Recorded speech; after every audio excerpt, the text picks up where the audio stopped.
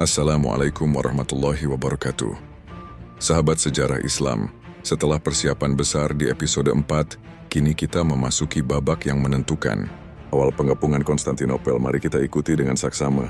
Ribuan pasukan Utsmani bergerak dari Edirne menuju Konstantinopel. Jalanan dipenuhi prajurit, kereta logistik, dan kuda perang. Para petani, pedagang, hingga musafir yang menyaksikannya sadar, sebuah peristiwa besar akan mengguncang dunia. Di balik tembok tinggi, Kaisar Konstantinus XI memandang dengan cemas. Lonceng gereja berdentang, doa mengisi udara. Rakyat dipersiapkan menghadapi perlawanan terakhir. Pasukan Utsmani mengepung kota sepanjang hampir 20 km. Dari barat, meriam berat diposisikan termasuk Basilika Karya Orban. Janisari di garis depan, kavaleri Sipahi menjaga sayap. Artileri siap menembak tanpa henti. 300 kapal perang menutup bantuan dari laut. Konstantinopel resmi terisolasi. Dentuman pertama mengguncang bumi. Bola batu 600 kg menghantam dinding Theodosius. Debu mengepul, suara bergema. Penduduk panik. Kaisar memerintahkan perbaikan. Lubang ditutup dengan batu, kayu, dan karung pasir. Siang hari runtuh, malam hari diperbaiki. Pertahanan melemah perlahan. Di laut, armada Ottoman dihadang rantai baja raksasa yang menutup tanduk emas. Benteng dan arus membuatnya mustahil ditembus. Bizantium masih menerima sedikit bantuan dari Genoa. Namun Al-Fatih mulai merancang strategi luar biasa. Mengangkut kapal melewati daratan berbukit. Kaisar Konstantinus XI memimpin langsung. Tentara, warga, dan biarawan bekerja dengan obor tiap malam. Wanita menyiapkan makanan, anak-anak membawa air, biarawan berdoa. Kota kecil berpenduduk 50.000 jiwa itu menjadi benteng terakhir. Kristen Timur hari berganti minggu. Artileri menghantam, pasukan memanjat tangga. Namun hujan panah dan minyak panas memaksa mundur. Pertempuran sengit di Saint Romanus Carisius dan Blackerne. Korban berjatuhan namun semangat Al-Fatih tetap menyala. Al-Fatih mengingatkan sabda Rasulullah.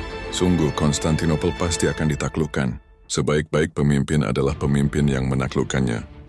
Dan sebaik-baik pasukan adalah pasukannya. Syekh Syamsuddin hadir memberi nasihat, memimpin zikir dan meneguhkan keyakinan. Meski meriam kerap rusak, semangat pasukan tetap menyala. Malam hari penuh obor, doa, dan dentuman. Di kubu Ottoman, perbaikan mesin perang, persiapan peluru, strategi baru. Di kubu Bizantium, tangis, doa, dan kerja tanpa henti mempertahankan dinding. Setiap langkah pengepungan membawa beban sejarah. Konstantinopel selama berabad-abad dijuluki The City of the World's Desire. Bagi umat Islam ini janji Nabi yang ditunggu. Bagi Bizantium ini benteng terakhir. Di kubu Utsmani, prajurit menanti aba-aba dengan sabar.